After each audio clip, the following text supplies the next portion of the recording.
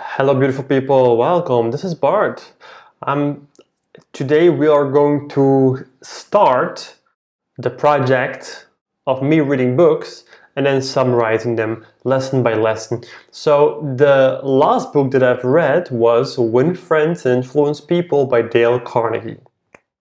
Now, my first impression when I saw the cover of the book was, okay, this book is probably going to teach me how to influence people, how to manipulate people, I kind of saw it from a very selfish standpoint, very selfish point of view. And I can assume that's what many people will think when they see the cover. I mean, win friends and influence people. It's like, but I was pleasantly surprised because even though the title make it seem that this is a book about how to manipulate people into doing what you like to do, it is in a sense, but it's very much from a selfless perspective.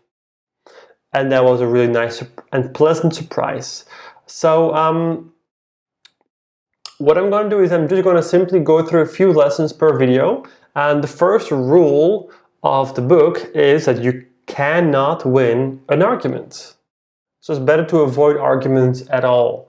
And from what I remember from the book, he was talking about how in the past, when he was younger, he would start fights or arguments, basically. He would quarrel or argue to prove a certain point. And even though he won the argument, he never won the favor of the other person.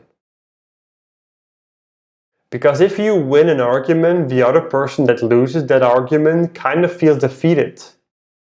So you will not get favors from that person after you win that argument, even though it feeds your ego temporarily, doesn't really foster that mutual cooperation, which is what influence is all about at the end. So this is a very interesting chapter also with me, because I do have a tendency to argue with people. So it is nice to see that it's actually quite futile if you want to have people on board with you. Do not argue at all. I mean, rule number one is avoid arguments, and this for a very good reason. So I'm happy that I've read that chapter. Now the second chapter, which is also the second rule, is titled How to Avoid Making Enemies. Basically, it's never tell the other person that you are wrong, which is kind of self-explanatory because you're directly bashing someone's ego when you tell them, look, you're wrong, So you imagine someone else tells you, hey, you're wrong. You have the immediate tendency to kind of defend yourself, right? Because we all have that ego where we think that we are the most important creature in the entire universe. And if someone kind of tries to tear down the walls of our sense of self, we kind of have a reaction to defend that wall.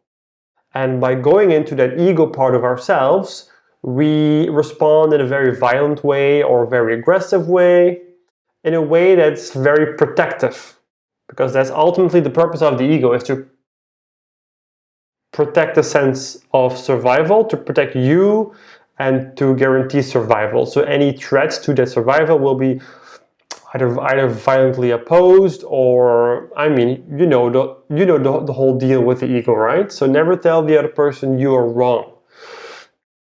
And when I saw that, it was immediately very clear to me that this is not a book about how to be the most magnificent person that can influence people to do what he or she wants them to do. No, this is actually a book about how to make friends. How to become a nice person to be around, That's a completely different perspective than you would assume when you see the cover of the book. So that's actually a nice surprise because it makes you a better person. Rule number 3, if you are wrong, simply admit it. So if you're wrong, admit it. And that's something that can be difficult, especially if you have a tendency to have a big ego or to have an unhealthy sense of self. Me personally, I can do this quite easily. So if I see that I'm wrong, I will simply admit it.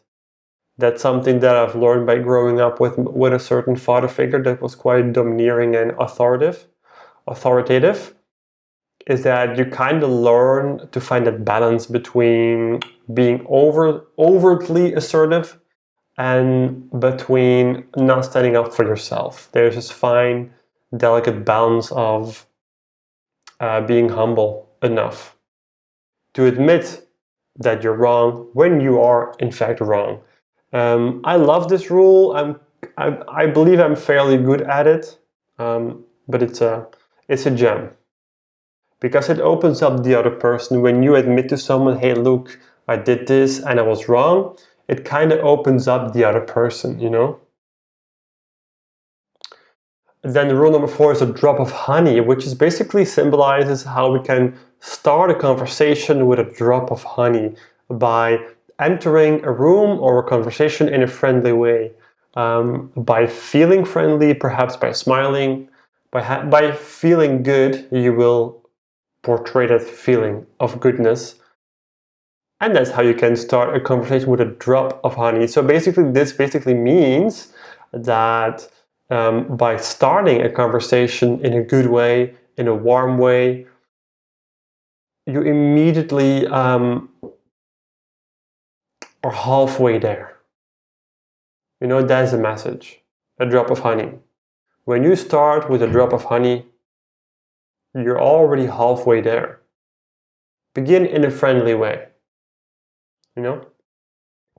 Don't recall any specific stories, but so guys, this is the end of this particular video. If you enjoyed these little lessons of particular books, little personal anecdotes and summaries, then please give me a like, subscribe, and I will see you in the next video. Bye bye.